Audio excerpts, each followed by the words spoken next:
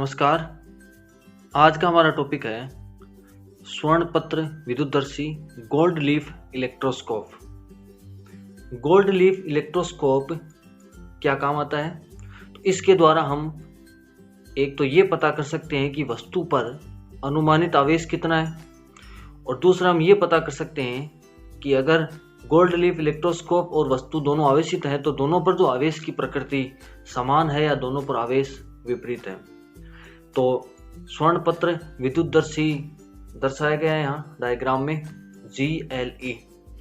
इसमें एक कांच का जार होता है, ये जो दिखाई दे रहा है ये एक कांच का जार है जिसमें एक ऊर्ध्वाधर धातु की छड़, ये जो छड़ होती है वो क्या होती है? धातु की छड़ लगी होती है। अब यहाँ पर एक क्वेश्चन बनता है कि हम ये कांच का जार ही क्यों ले रहे हैं, कांच का जार ही क्यों ले रहे हैं? तो इसका आंसर ये होगा कि यहाँ पर इसमें क्या लगी रहती हैं, इस धातु की छड़ के नीचे स्वर्ण पत्तियां लगी रहती हैं। ठीक है, तो स्वर्ण पत्तियों को जब आवेशित किया जाएगा तो स्वर्ण पत्तियों को हवा से आवेशित नहीं हो जाएंगे, हवा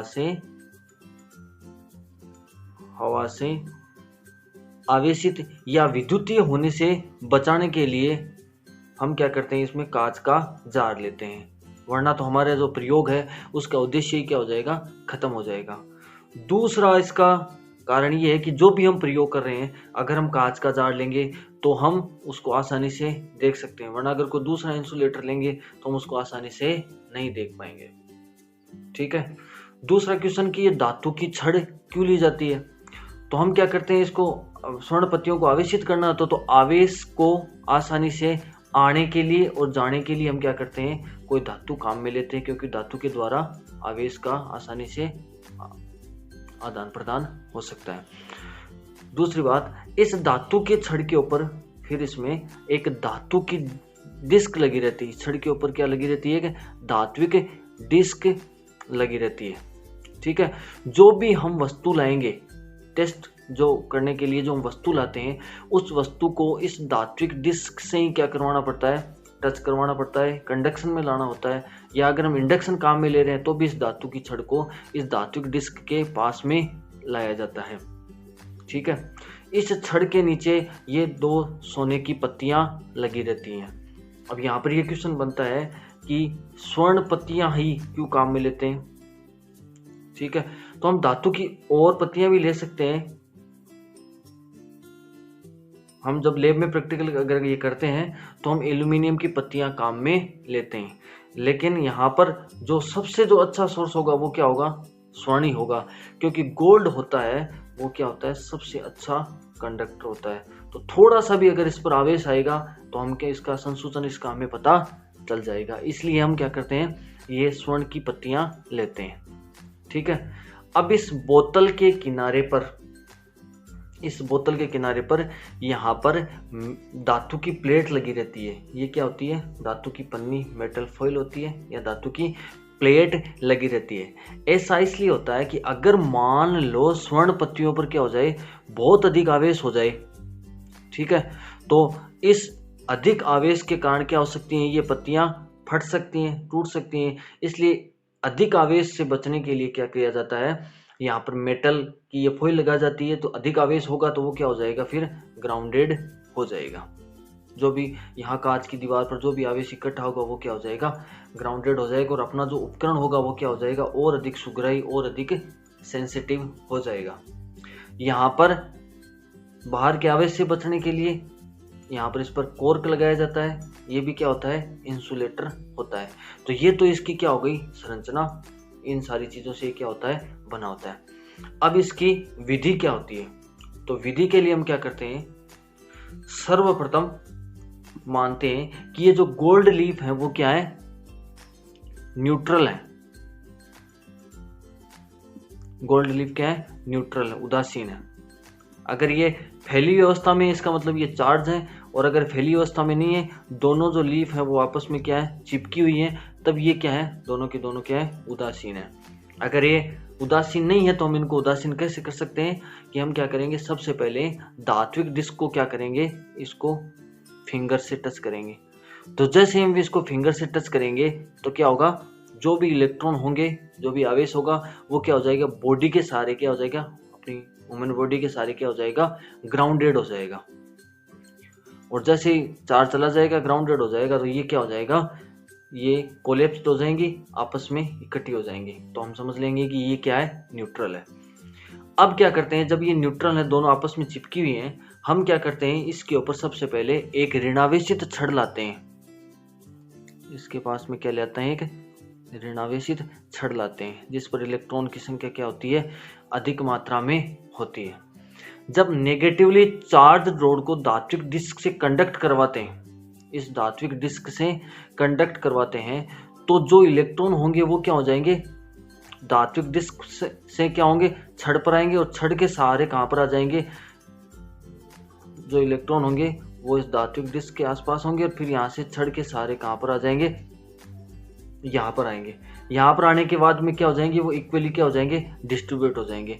अब अगर दोनों पत्तियों पर नेगेटिव चार्ज आएगा, दोनों पत्तियों पर नेगेटिव चार्ज आएगा, तो आपको पता होगा कि ये समान प्रकृति के आवेश होंगे, तो क्या होंगे, वो एक दूसरे को क्या करेंगे, प्रतिकर्षित करेंगे, इसलिए ये एक दूसरे को क्या करेंगे, रिपेल करेंगे। ठीक है, तो फर्स्ट प्रयोग में तो हमने क्या किया, नेगेटिव चार्ज की एक रोड लाई, यानी कि एबोनाइट छड़ को अगर हम फर्श से रगड़ेंगे तो नेगेटिव चार्ज हो जाएगी। अब ये नेगेटिव जो रोड है, इसको धात्विक डिस्क के पास में लाएंगे तो नेगेटिव चार्ज यहाँ पत्तियों पर आ जाएगा, और पत्तियां क्या हो जाएंगी, फैल जाएंगी, और हमें क्या पता चलेगा कि ये दोनों क्या हो रही हैं, प्रतिकर्षित हो रही हैं। अब क्या करेंगे, हम एक कांच की छड़ लेंगे, कांच की छड़ लेंगे और उसको क्या कर देंगे, रेशम के कपड़े से रगड़ेंगे, तो वो क्या हो जाएगी, पॉजिटिव चार्ज हो जाएगी। इस बार हम इसके पास में जो छड़ लाएंगे वो हो जाएगी पॉजिटिव चार्ज हो जाएगी। ठीक है, अब जब इसको कांटेक्ट करवाते हैं तो स्वर्ण पत्तियां जो पहले क्या थी, न्यूट्रल कंडीशन में, वापस इनको क्या करते हैं, फिंगर के द्वारा इन पत्तियों को न्यूट्रल कंडीशन में ले आते हैं। तो जैसे स्वर्ण पत्तियों से क्या होगा, अगर न्यूट्रल कंडीशन में होगी और ये पॉजिटिव चार्ज को इससे टच करवाएंगे, तो स्वर्ण पत्तियों से जो इलेक्ट्रॉन है वो क्या आ जाएगा, धात्विक डिस्क के पास में आ जाएगा, पॉजिटिव चार्ज से क्या हो जाएंगी, अट्रैक्ट हो जाएंगी। अब यहाँ से अगर नेगेटिव चार्ज चला जाएगा, यहाँ से नेगेटिव चार्ज चला जाएगा, तो ये जो इस बार जो पत्तियां हैं वो क्या हो जाएंगी, पॉजिटिव चार्ज हो जाएंगी। अगर ये दोनों पत्तियां पॉजिटिव चार्ज हो जाएंगी तो क्या होगा, इस बार भी वही कंडीशन होगी, दोनों में क्या होगा, दोनों में रिपल्सन होगा, क्योंकि इस बार भी दोनों में जो चार्ज है वो क्या है, समान प्रकृति का है। ठीक है, अब ये जो स्वर्ण पत्र में जो विक्षेप होता है, जो ये पत्तियां क्या होती हैं, विक्षेपित होती हैं, वो क्या होती हैं, आवेश के समानुपाती होती हैं। जितना ज्यादा विक्षेप होगा उतना ही ज्यादा क्या होगा, आवेश होगा। इस प्रकार से हम क्या कर सकते हैं, आवेश की अनुमानित मात्रा का क्या कर सकते हैं, अनुमानित मात्रा का क्या कर सकते हैं, पता कर सकते हैं। तो हमारा जो प्रथम उद्देश्य था कि वस्तु पर अनुमानित आवेश कितना है, तो ये जितना ज्यादा विक्षेप होगा उतना ही ज्यादा क्या होगा, यहाँ पर आवेश होगा। इस प्रकार अनुमानित मात्रा का हम पता कर सकते हैं। यदि हमें आवेश का क्या चाहिए, आवेश का अगर हमें शुद्ध मान चाहिए तो इसके लिए क्या करना होगा, फिर हमें सूक्ष्मदर्शी काम में लेना होगा, सूक्ष्मदर्शी काम में लेना होगा। तो ये हमारा क्या होगा, फर्स्ट उद्देश्य यहाँ पर पूरा हो गया। अभी तक हमने ये माना है कि जो स्वर्ण पत्तियां हैं, स्वर्ण पत्तियां वो प्रारंभ में न्यूट्रल हैं, प्रारंभ में न्यूट्रल है।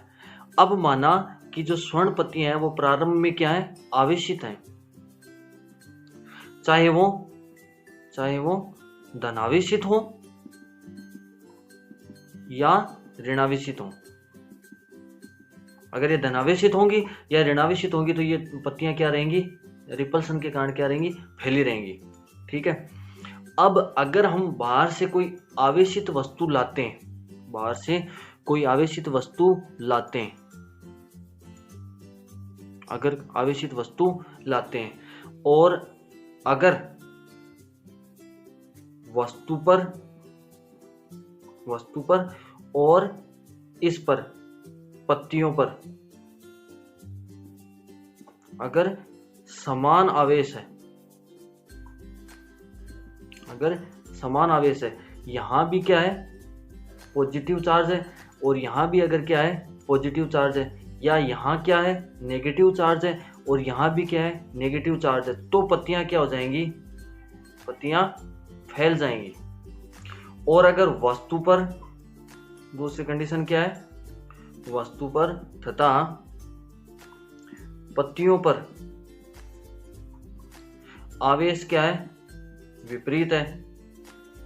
जैसे यहां पर पॉजिटिव चार्ज है, अब यहां पर हम क्या करेंगे, कोई नेगेटिव चार्ज लाएंगे, या यहां पर क्या है, नेगेटिव चार्ज है और यहां पर क्या करते हैं हम, कोई पॉजिटिव वस्तु लाते हैं, तो ये पत्तियों पर क्या होगा, इस बार आवेश क्या होगा, विपरीत हो जाएगा और पत्तियां क्या हो जाएंगी, सिकुड़ जाएंगी। तो इस बार हमने क्या पता कर लिया कि अगर दोनों वस्तुओं पर, इस वस्तु पर और इस गोल्ड लीफ, इस एक्सपेरिमेंट में स्वर्ण पत्तियों पर अगर आवेश की मात्रा क्या है, समान है, तो वो क्या होंगी, पत्तियां क्या हो जाएंगी, और अधिक फैल जाएंगी। और अगर आवेश की मात्रा विपरीत है तो ये पत्तियां क्या हो जाएंगी, सिकुड़ जाएंगी। अब टेबल की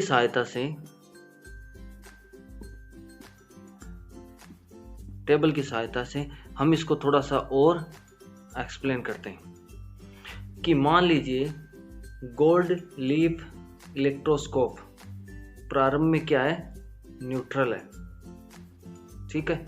अगर ये न्यूट्रल है और इसके पास में हम कोई वस्तु ला रहे हैं, ठीक है, कोई भी छड़ ला रहे हैं, ठीक है, या टेस्टिंग जो बॉडी है वो ला रहे हैं, अगर इसके लाने से अगर पत्तियों पर कोई भी प्रभाव नहीं पड़ता, पत्तियों पर कोई भी प्रभाव नहीं पड़ता, ये क्या थी, न्यूट्रल थी, कोलिप्स थी एक दूसरे में, और वस्तु लाने के बाद में भी इस पर कोई प्रभाव नहीं पड़ता है, तो इसका हमें क्या पता चलता है, इससे ये पता चलता है कि वस्तु क्या है, उदासीन है। एक बात हमें ये पता चल गई। दूसरी कंडीशन में ये गोल्ड लीफ इलेक्ट्रोस्कोप क्या है, न्यूट्रल है, और अगर इसके पास में हम क्या करते हैं, वस्तु लाते हैं, और इसके कारण से यदि पत्तियां क्या हो जाती हैं, फैल जाती हैं, पत्तियां अगर क्या होती हैं, फैल जाती हैं, तो इसका मतलब क्या हुआ, इसका मतलब ये हुआ कि वस्तु क्या है, आवेशित है। इससे हमें क्या होगा, ये पता चल गया कि वस्तु क्या है, आवेशित है। तीसरी कंडीशन में अगर ये गोल्ड लीफ इलेक्ट्रोस्कोप क्या है, पॉजिटिवली चार्ज है, पॉजिटिवली क्या है, चार्ज है, ठीक है, अगर ये धनावेशित है, अब इस छड़ को अगर हम क्या करते हैं, धात्विक डिस्क के पास में लाते हैं, और अगर पत्तियां फैल जाती हैं, अगर स्वर्ण पत्तियां क्या होती हैं, फैल जाती हैं, तो वस्तु क्या होगी, वस्तु पॉजिटिव होगी, क्योंकि ये क्या है, पॉजिटिव है, और अगर ये और फैल रहे हैं इसका मतलब वस्तु क्या है, पॉजिटिव। तो हमें ये पता चल गया कि वस्तु पर जो चार्ज है वो क्या है, पॉजिटिव है। और अगर ये पत्तियां क्या होती हैं, सिकुड़ जाती हैं, तो इसका अर्थ क्या हुआ, वस्तु जो हम इसके पास में धात्विक डिस्क के पास में ला रहे हैं वो क्या है, नेगेटिव चार्ज है। क्यों, क्योंकि यहां पर क्या है, पॉजिटिव चार्ज है।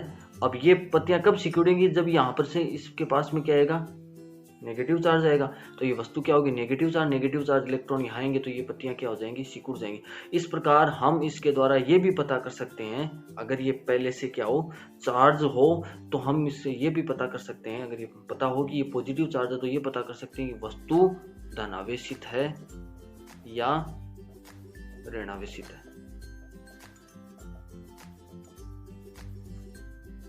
ठीक है, क्लियर हो गया होगा। इसके अलावा अगर कोई क्वेश्चन हो तो आप कमेंट बॉक्स में पूछ सकते हैं। धन्यवाद।